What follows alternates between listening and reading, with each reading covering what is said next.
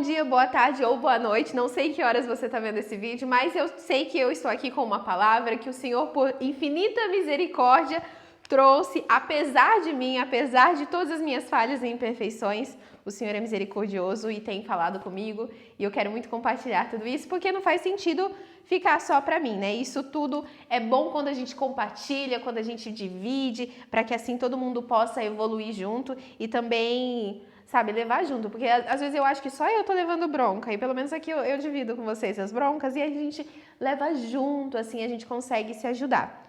Como se eu estivesse falando para milhares de pessoas, né? Mas devagarzinho eu vou aprendendo e aí vou divulgando os vídeos. Porém, todavia, entretanto, vamos para a parte que interessa. E graças ao bom Deus, eu fiquei muito feliz, porque hoje é uma palavra muito legal, muito gostosa mesmo. Só que, obviamente, não afaga o ego, mas é uma palavra muito boa, diferente do que eu vim trazendo até aqui, né? De posicionamento, de coisa assim mais incisiva. Eu acho que essa é uma palavra muito boa, que me deixou muito feliz de receber e também de ver que o Senhor compartilhou a mesma palavra com outra referência para minha mãe. Então, o Senhor é perfeito. E quando a gente acha que não tem motivos para as coisas, o Senhor ele vai lá e nos mostra que nada é por acaso, que nos pequenos detalhes ele cuida da gente, que nos pequenos detalhes o Senhor provê através da nossa vida. E isso é muito lindo, isso é muito legal e eu não me canso. Porque há 5 minutos atrás eu estava gravando um outro vídeo falando assim, gente, eu não sei porque eu escolhi psicologia. Só que agora, a hora que eu bati o olho no texto para eu começar a ler para vocês, eu entendi e é isso, é muito lindo, são maneiras espetaculares do Senhor trabalhar. A palavra de hoje está em Deuteronômio 28, no versículo 47, e se você é um bom cristão, você sabe que Deuteronômio 28 começa muito bem, e aí de repente começa a falar, mas se vocês não me obedecerem, aí é caos, é só caos. E no versículo 47, ele está falando a respeito da alegria, que o povo, se eles não manterem-se alegres, se eles não se mantiverem alegres, se não se mantiverem num posicionamento de gente grata, eles não vão alcançar a terra prometida, eles não vão chegar até esse lugar, porque o Senhor os abençoa, o Senhor os protege, o Senhor envia maná, o Senhor manda aquela nuvem de dia para cobri-los do sol, o Senhor manda a coluna de fogo de noite, mas se eles ficarem sempre reclamando das coisas e não tiverem gratidão por tudo isso, eles não vão conseguir chegar na terra prometida. E aqui no versículo 47 diz, visto que vocês não deram valor às bênçãos recebidas e não serviram ao Senhor com alegria e de coração na época da abundância, vocês servirão aos inimigos que o Senhor enviará contra vocês em meio à fome e à sede, em nudez e com falta de tudo. A gratidão, a capacidade de ser grato, a capacidade de alegrar-se, independente da adversidade. Alegria e felicidade são coisas distintas e que achamos por vezes que são iguais, mas não são. Alegria é um estado que a gente consegue manter a respeito através do exercício. A felicidade a gente acha que é uma meta. Então, eu vou ser feliz quando tal coisa acontecer. Não, eu tenho que ser feliz hoje, porém a alegria é o meu exercício. E aí, voltando para a palavra que minha mãe deu hoje na igreja, eu fiquei muito contente. Eu falei, o Senhor falou a mesma coisa. E eu não consegui ir na reunião porque eu tinha mentoria para dar, mas fiquei muito feliz e contente quando a gente foi caminhar à tarde, e aí ela falou assim, nossa, Eva, hoje eu ministrei e tal. Eu falei assim, mãe, o Senhor falou exatamente isso comigo, então eu fico muito feliz de saber que Deus é tão misericordioso, que mesmo quando eu não consigo estar lá na igreja, o Senhor, ele vem e o Espírito Santo fala comigo, ele conta para mim mais ou menos o que foi passado lá. Mas em Filipenses, se eu não me engano, o apóstolo Paulo, ele fala alegrem-se, sabe? Repito, alegrem-se. E ele estava numa situação assim, totalmente desafiadora. Ele estava debaixo de um buraco, numa prisão assim horrenda, que não tinha como alguém falar alegrem-se ali, não tinha. Eu fui para Roma e eu vi que não tinha como alguém falar alegrem-se. E ele falava porque a alegria dele não dependia do que estava acontecendo por fora. A alegria dele era saber que o Senhor estava o sustentando até ali e que se de repente o sustento parasse, não teria problema, porque ele iria ficar com o Pai. Então, o povo no deserto, no Velho Testamento, minha mãe gosta muito do Novo Testamento, então é muito interessante como o Senhor fala muito com ela a respeito, usando o Novo Testamento, né? Mas aqui, na época do deserto, o povo estava numa reclamação danada. Eles não conseguiram entender que tudo aquilo que eles estavam passando era por amor. E quanto antes a gente se torna uma pessoa aprimorável, uma pessoa que é melhorável, uma pessoa moldável, antes a gente consegue passar pelas coisas. Mas se a gente fica lá repetindo sempre os mesmos padrões, se a gente fica por vezes, ai, não, eu vou melhorar depois, mas ai, eu preciso de tal coisa para fazer tal coisa, sempre colocando empecilhos, a gente começa a olhar mais para a janela do que para o espelho. E é muito fácil olhar para a janela, é muito mais agradável, porque quando a gente olha para o espelho, aí a gente vê que a gente é cheio de defeitos e cheio de falhas. Mas a misericórdia do Senhor, ela nos ajuda. Eu tô repetindo muito isso, a misericórdia de Deus. E é muito estranho quando eu fico repetindo, então me desculpe pela redundância das minhas palavras, mas o que eu quero dizer é que o Senhor, ele age apesar da gente, ele não age por conta da gente. Ai, meu Deus do céu, porque eu sou perfeita, porque eu sou isso, porque eu sou aquilo, o Senhor me usa. Não, é apesar de mim, porque eu sou totalmente imperfeita. E cada vez mais que eu me aproximo de Deus e eu vejo um Deus perfeito, eu vejo um Deus glorioso, eu percebo que eu tô mais imperfeita, de que eu sou totalmente necessitada de ser limpa, de ser purificada e que só o amor de Cristo pode me justificar. Então, olhando para Adão, eu vejo que eu pago o preço de um pecado, tendo que estudar esse tanto que eu estudo, eu pago o preço de um pecado que eu não cometi. Mas quando eu olho para a cruz, eu me lembro também que eu recebo uma graça que eu não fiz nada para recebê-la. Então, não tem como não ser grato, não tem como não viver em alegria, não viver no exercício diário da alegria, não viver pensando, Senhor, obrigada por mais um dia de vida, porque eu sei que o Senhor morreu naquela cruz para que eu viva. E eu sei que eu viva, eu consigo agir, sabe? Eu consigo contribuir para as outras pessoas, porque tudo vem de ti. Davi, nos Salmos, eu gosto muito de Salmos, e Davi fala muito sobre as coisas que a mão direita do Senhor entrega. Sobre as vezes que o Senhor defendeu Israel e entregou os inimigos a partir da sua mão direita. Então, existem coisas que recebemos da mão direita de Deus. No meu mestrado, por exemplo, gente, eu defendi na segunda-feira, eu fiz a qualificação, na verdade, não tinha possibilidade. O negócio, assim, foi sobrenatural. Não fui crucificada, não teve professores me esfaqueando, meu orientador é sensacional. Mas eu percebi que o agir de Deus me sustentou até ali, desde quando eu entrei. Não foi uma coisa que eu me sacrifiquei, foi de repente eu mandei para uma amiga, essa amiga mostrou para um professor, o professor gostou do trabalho, ele me chamou, fiz a entrevista, passei na prova, depois o Senhor proveu quando eu não tinha condição de pagar, depois o Senhor proveu uma bolsa e o Senhor foi dando provisões assim. E quando chegou na segunda-feira eu falei, Pai, o Senhor fez, por infinita misericórdia. E agora eu tô buscando ao Senhor porque eu sei que tudo vem dele, sabe? E isso eu recebi claramente da mão direita dele. E eu preciso devolver de alguma forma para o reino. Então, a gente recebe as coisas, nós somos abençoados e tudo que a gente tem vem da mão de Deus. Se a gente acredita que tem um Deus cuidando de nós, tudo que a gente tem vem dele.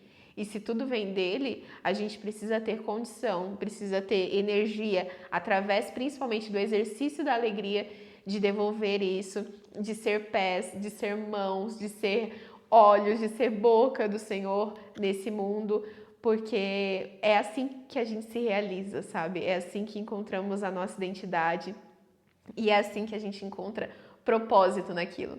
E eu falei no começo do vídeo que eu entendi o porquê eu me graduei em psicologia, porque hoje eu sei que todo mundo tem acesso a milhares de informações. Mas eu fico muito feliz porque eu sei exatamente como funciona lá dentro o circuito do nosso cérebro para que a gente consiga exercitar e ter novos padrões de funcionamento. Então, para mim é perfeito, é esplêndido a maneira como a nossa mente funciona. E se pensamos em padrões, temos vários neurônios se ligando. Só que quando a gente passa por um processo de reestruturação cognitiva, começamos a nos forçar a pensar de uma outra forma, isso vai ser desafiador, porque a massa cinzenta que tem aqui dentro, ela é preguiçosa por si só, ela não gosta de fazer coisas novas, mas temos a partir disso a oportunidade de criar novas conexões. E criando novas conexões entre os neurônios, eles se conectavam todos assim. E aí a gente começa a pensar diferente, eles começam a se conectar assim. de uma outra forma.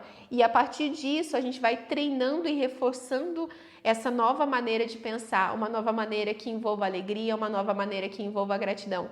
Mas isso não vai ser ficando parado. Isso não vai ser apenas seguindo no deserto e falando, eu quero que isso acabe logo, eu quero que isso passe. Isso vai ser se posicionando como gente que é da terra prometida. Esses dias, numa conversa com meu pai, ele falou uma coisa extremamente interessante, que ele disse que ouviu há uns anos atrás de um pastor. O céu não começa quando a gente morre. O céu não começa quando a gente chega na eternidade. O céu começa aqui. O céu começa na maneira como a gente se posiciona aqui, como a gente adora a Deus aqui, através do cuidado que a gente tem com o corpo que Ele nos deu, através do cuidado que temos com a mente que Ele nos deu, com o que consumimos na internet, com o que vemos nas telas, se é pornografia, se é algo de influência negativa, o que a gente está vendo, onde a gente está colocando, olha o temor em cima disso, onde a gente está colocando os nossos olhos, ou em que estamos tocando as nossas mãos, no que estamos fazendo com o que o Senhor nos deu, se tudo isso é dado, isso tudo é graça merecida, senão a gente já estava condenado. A gente não tem a mínima condição de viver pela lei. E então a gente é salvo pela graça. Mas eu sei que quando Paulo fala eu sou escravo desse amor, é porque o amor ele traz um temor infinitamente maior. Porque eu não obedeço por medo, eu obedeço porque eu sei que eu quero estar perto. A minha recompensa é não pecar, a minha recompensa é não falhar. Eu não faço isso porque eu vou receber tal coisa se eu me manter em santidade. Não, estar em santidade é a minha recompensa. E isso não significa que eu sou perfeita, mas significa que eu vou fazer o possível para eu não falhar o tempo todo. E isso é muito bonito, assim, falando, mas na prática é algo que eu fico pensando, eu falo, Senhor, que amor é esse, sabe? Que amor é esse que o Senhor tem por nós, que graça incalculável, que é isso, sabe? Que é isso? Então eu fico muito feliz de saber que existe um Deus que cuida da gente, que nos ama, e eu fico muito feliz também de saber o tamanho do temor que Ele tem colocado no meu coração como proteção da nossa relação. Então, esses dias conversando com um amigo, ele falou algumas coisas para mim, eu falei, olha, não sei se eu fiquei alienada, religiosa, não sei o que aconteceu comigo, eu só sei que para mim é dado dessa forma.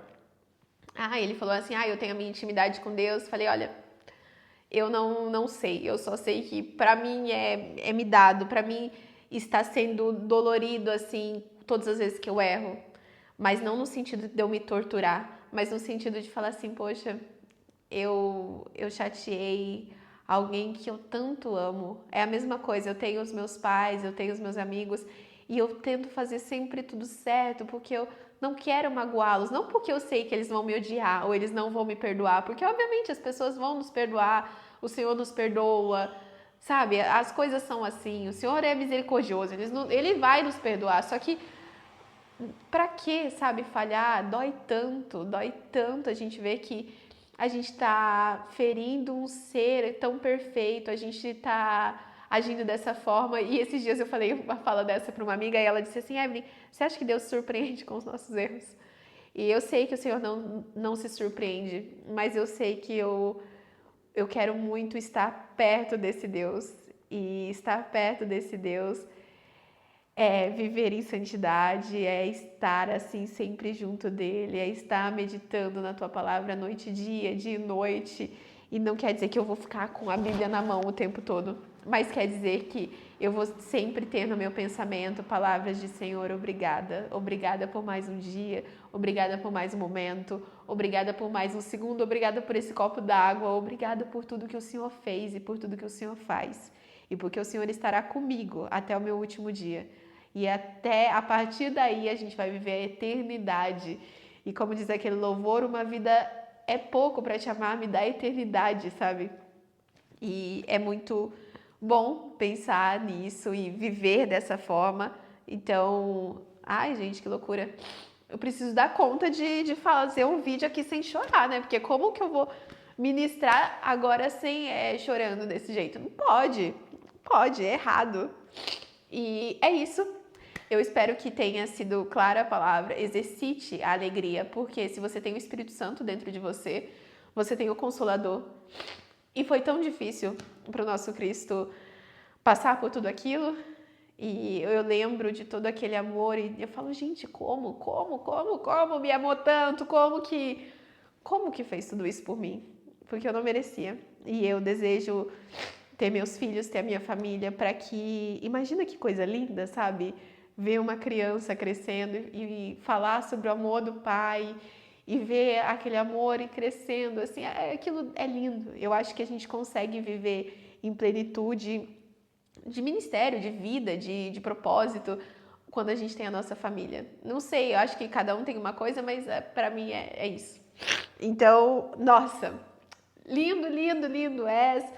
Agradeço a Deus por mais esse dia, por mais essa mensagem, e eu espero que agregue para sua vida e que te ajude a se posicionar e a exercitar a alegria, a exercitar a felicidade, a exercitar o fato de que você é templo do Espírito Santo e que a sua vida é um presente de Deus. E quando a gente recebe um presente, a gente fica alegre. E tudo que você tem é um presente. Comece a olhar cada coisa assim, meu Deus, isso é um presente, essa cadeira, tudo isso, sabe? Vamos viver alegre, gente, vamos parar de ser chato.